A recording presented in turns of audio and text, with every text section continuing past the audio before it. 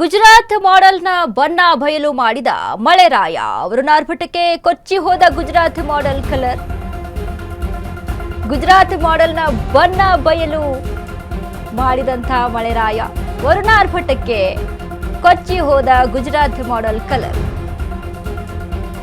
ಮಳೆ ಬಂತು, ಕಂಡಲ್ಲೆಲ್ಲ ಗುಂಡಿಗಳು ಬಿದ್ವು. ಗುಜರಾತ್ ವಾಹನ ಸವಾರರ ಸ್ಥಿತಿ ಆ ದೇವರಿಗೆ ಪ್ರೀತಿ. ಡೆಡ್ಲಿ ವಿಡಿಯೋಗಳು, ಗುಂಡಿಗೆ ಇದ್ದವರು ರಸ್ತೆಗಿಳಿಯಬೇಕು. ಗುಜರಾತ್ ಮಳೆ ಅವಾಂತರದ ಎಕ್ಸ್ಕ್ಲೂಸಿವ್ ದೃಶ್ಯಗಳು.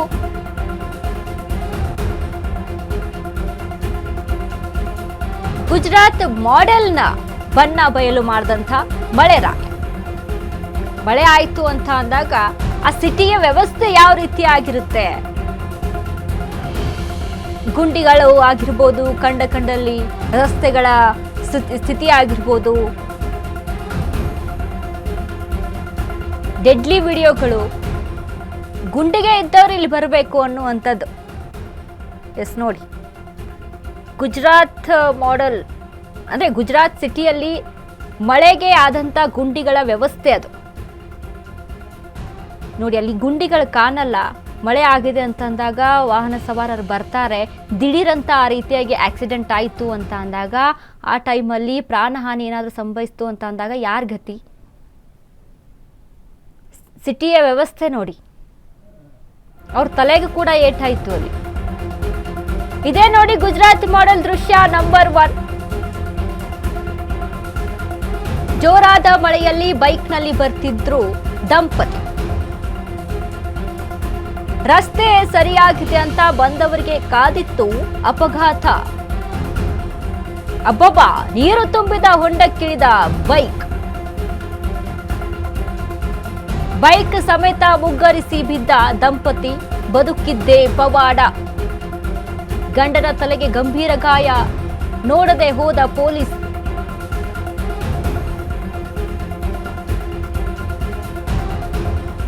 ಗುಜರಾತ್ ಮಾಡೆಲ್ನ ನಂಬರ್ 1 ದೃಶ್ಯ ಅಂತ ಹೇಳ್ಬೋದು ಇದನ್ನ. ಜೋರಾಗಿ ಮಳೆ ಬರ್ತಾ ಇದೆ, ಬೈಕ್ನಲ್ಲಿ ದಂಪತಿಗಳು ಬರ್ತಾ ಇದ್ದಾರೆ. ಮಳೆ ಬಂದು ಗುಂಡಿ ತುಂಬಿ ನಿಂತ್ಕೊಂಡಿದೆ. ಅಲ್ಲಿ ರಸ್ತೆನೇ ಇದೆ ಅಂತ ಆ ದಂಪತಿಗಳು ಬರ್ತಾ ಇದ್ದಾರೆ, ಹೋಗ್ತಾ ಇದ್ದಾರೆ. ಬಟ್ ಅಲ್ಲಿ ಗುಂಡಿ ಇದೆ, ಆ ಗುಂಡಿಗೆ ಬಿದ್ದು ಗಾಯ ಮಾಡ್ಕೊಂಡಿದ್ದಾರೆ. ಪ್ರಾಣಹಾನಿ ಏನಾದರೂ ಸಂಭವಿಸಿದ್ರೆ, ಪ್ರಾಣಕ್ಕೇನಾದರೂ ಆಪತ್ತಾಗಿದ್ರೆ ಯಾರು ಹೊಣೆ? ಎಸ್ ನೋಡಿ, ಮಕ್ಕಳನ್ನ ಕರ್ಕೊಂಡು ಹೋಗ್ತಾ ಇರ್ತಾರೆ, ಚಿಕ್ಕ ಪುಟ್ಟ ಮಕ್ಕಳಿರ್ತಾವೆ, ಅವ್ರನ್ನ ಕರ್ಕೊಂಡು ಹೋಗ್ತಾ ಇರ್ತಾರೆ. ಈಗ ತಲೆಗೆ ಗಾಯ ಆಗಿದೆ, ಗಂಭೀರವಾದಂಥ ಗಾಯ ಸಂಭವಿಸಿದೆ.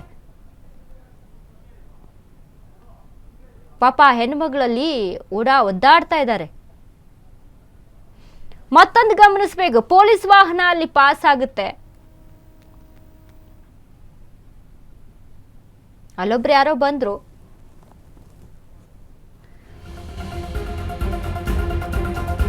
ಇದೇ ನೋಡಿ ಗುಜರಾತ್ ಮಾಡೆಲ್ ದೃಶ್ಯ ನಂಬರ್ 2. ತನ್ನಿಬ್ಬರು ಮಕ್ಕಳನ್ನ ಶಾಲೆಯಿಂದ ಕರೆದೊಯ್ತಿದ್ದಂತ ತಂದೆ, ಸೈಕಲ್ ಮೇಲೆ ಮಕ್ಕಳನ್ನ ಕೂರಿಸಿಕೊಂಡು ಹೊರಟಿದ್ದ ತಂದೆ, ನಡು ರಸ್ತೆಯಲ್ಲಿದ್ದಂತ ಹೊಂಡದಲ್ಲಿ ತಂದೆ ಮಕ್ಕಳು ಬಿದ್ದಿದ್ದಾರೆ. ನೀರು ತುಂಬಿದ ಹೊಂಡದಲ್ಲಿ ಎದೆ ತನಕ ಮುಳುಗಿದ ತಂದೆ. ಅಕ್ಕಪಕ್ಕದವರಿಂದ ಹೊಂಡದಲ್ಲಿ ಬಿದ್ದ ತಂದೆ ಮಕ್ಕಳ ರಕ್ಷಣೆ.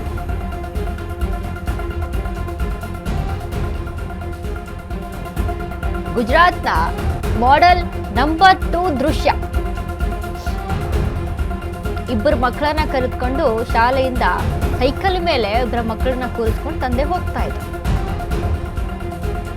ತಂದೆ ಎದೆ ತನಕ ನೀರಿತ್ತಂತೆ. ಇನ್ನು ಮಕ್ಕಳಿಗೆ ರಸ್ತೆಯಲ್ಲಿ ಹೊಂಡದಲ್ಲಿ ಬೀಳ್ತಾರೆ.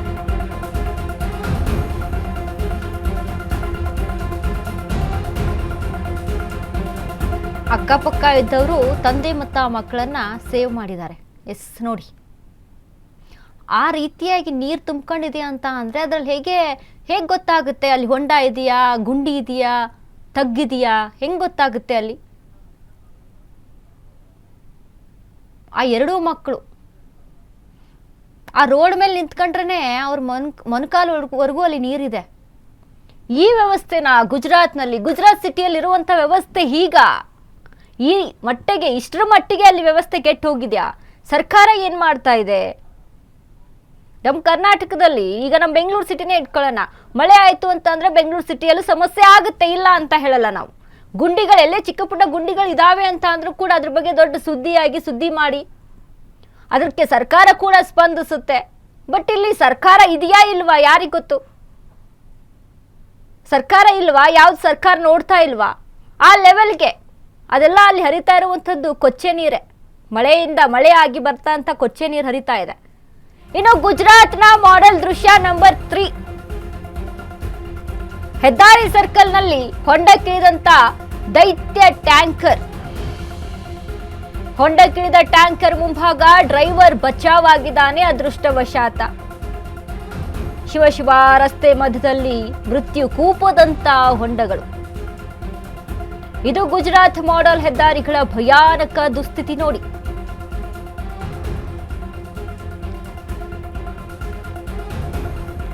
ನಂಬರ್ 3 ಗುಜರಾತ್ನಲ್ಲಿದ್ದಂಥ ದೃಶ್ಯ ನಂಬರ್ 3 ಅನ್ನ ತೋರಿಸ್ತೀವಿ ಹೆದ್ದಾರಿ ಸರ್ಕಲ್ನಲ್ಲಿ.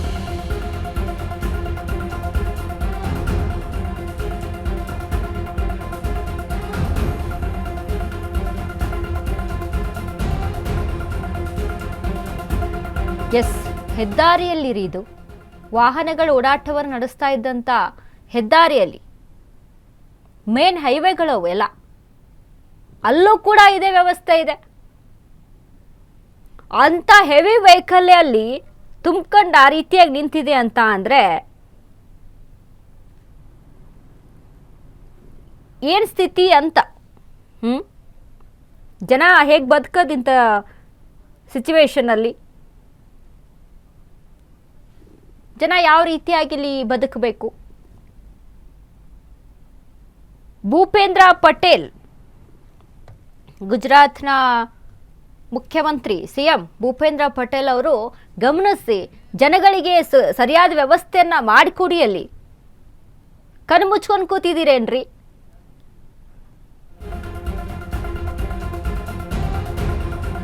ಇನ್ನು ಗುಜರಾತ್ನ ದೃಶ್ಯ ನಂಬರ್ 4 ಅನ್ನ ತೋರಿಸ್ತೀವಿ ನಾವು. ಗುಜರಾತ್ ಮಾಡೆಲ್ನ ನಂಬರ್ 4 ದೃಶ್ಯ. ಟ್ಯಾಂಕರ್ಗಳೆಲ್ಲ ಸಾರಿಗೆ ಬಸ್ಗಳಿಗೂ ಇದೆ ಗತಿ. ರಸ್ತೆ ಕುಸಿದು ಹೊಂಡದಲ್ಲಿ ಸಿಲುಕಿದ ಸಾರಿಗೆ ಬಸ್. ಟೈರ್ ಮಾತ್ರವಲ್ಲ, ಮುಂಭಾಗವೇ ಹೊಂಡಕ್ಕೆ. ಈ ಬಸ್ ಮೇಲೆತ್ತೋಕೆ ಕ್ರೇನ್ನಿಂದ ಮಾತ್ರ ಸಾಧ್ಯ. ಇದೆಂತ ಡಾಂಬರ್ ಟೈರ್ ಜೊತೆ ಬಾಡಿಯೂ ಕೂಡ ಮುಳುಗ್ತಿದೆ.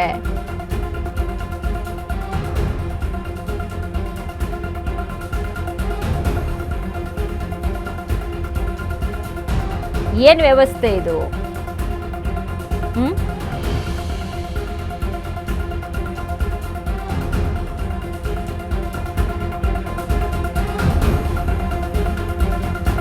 ಮಳೆ ಆದ್ರೆ ಇಂಥ ಸಿಚುವೇಶನ್ ಇದೆ ಏನ್ರಿ ಗುಜರಾತ್ ಅಲ್ಲಿ?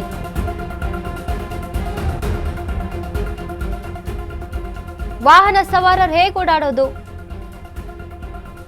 ಅಲ್ಲ, ಇಲ್ಲಿ ಸೇಫ್ಟಿ ಅನ್ನೋದೆಲ್ಲಿದೆ ಜನಕ್ಕೆ? ಸಾಮಾನ್ಯ ಜನರು ಯಾವ ರೀತಿಯಾಗಿ ಓಡಾಟವನ್ನು ನಡೆಸಬೇಕ್ರಿ ಇಲ್ಲಿ? ಭೂಪೇಂದ್ರ ಪಟೇಲ್ ಅವರೇ, ಬಿಜೆಪಿ ಇದ್ರ ಬಗ್ಗೆ ಗಮನಿಸಬೇಕು. ಒಂಚೂರು ನಮ್ಮ ಕರ್ನಾಟಕದಲ್ಲಿ ಬಿಜೆಪಿ ಪಾರ್ಟಿ ಕೂಡ ಇಲ್ಲಿ ಸ್ವಲ್ಪ ಸಜೆಷನ್ ಕೊಡಿ. ಯಾಕಂದ್ರೆ ಬೆಂಗಳೂರಿನಲ್ಲಿ ಬಿದ್ದಂಥ ಗುಂಡಿಗಳ ಬಗ್ಗೆ ನಾವು ಹೇಗೆ ಅವರ ವಿರೋಧ ಪಕ್ಷಕ್ಕೆ, ಆಡಳಿತ ಪಕ್ಷದ ಮೇಲೆ ಹೇಗೆ ಚೀಮಾರಿಯನ್ನು ಹಾಕ್ತಾ ಇರ್ತೀರಾ ಅಲ್ವಾ? ಗುಜರಾತ್ನಲ್ಲಿ ನಿಮ್ದೇ ಅಲ್ವಾ ಇರೋದು ಪಕ್ಷ. ಭೂಪೇಂದ್ರ ಪಟೇಲ್ ಮುಖ್ಯಮಂತ್ರಿಯಾಗಿ ಭೂಪೇಂದ್ರ ಪಟೇಲ್ ಅವರು ಇರೋದಲ್ವಾ? ಏನು ಮಾಡ್ತಾ ಇದ್ದೀರಾ? ಕಣ್ಣು ಮುಚ್ಕೊಂಡು ಕೂತಿದ್ದೀರೇನ್ರಿ? ಈ ರೀತಿಯಾದಂಥ ವ್ಯವಸ್ಥೆ, ಸರ್ಕಾರಿ ಬಸ್ಗಳ ವ್ಯವಸ್ಥೆ ನೋಡಿ. ಅಲ್ಲಿ ಚಾಲಕ ಅಲ್ಲಿ ಸೇಫ್ ಆಗಿದ್ದಾನೆ, ಅದ್ರ ಜೊತೆಗೆ ಬಸ್ನಲ್ಲಿ ಇದ್ದರೂ ಕೂಡ ಸೇಫ್ ಆಗಿದ್ದಾರೆ. ಅದೃಷ್ಟವಶಾತ್ ಯಾವುದೇ ಥರದ ಪ್ರಾಣಾಪಾಯ ಸಂಭವಿಸಿಲ್ಲ. ಬಟ್ ಇದೇ ಸಿಚುವೇಶನ್ ಮುಂದುವರಿಯುತ್ತಾ ಮುಂದಿನ ದಿನಗಳಲ್ಲೂ ಕೂಡ? ಅಪಾಯ ಇಲ್ಲಿ ಕತ್ತಿಟ್ಟ ಬುತ್ತಿ ಅಂತ ಹೇಳ್ಬೋದು.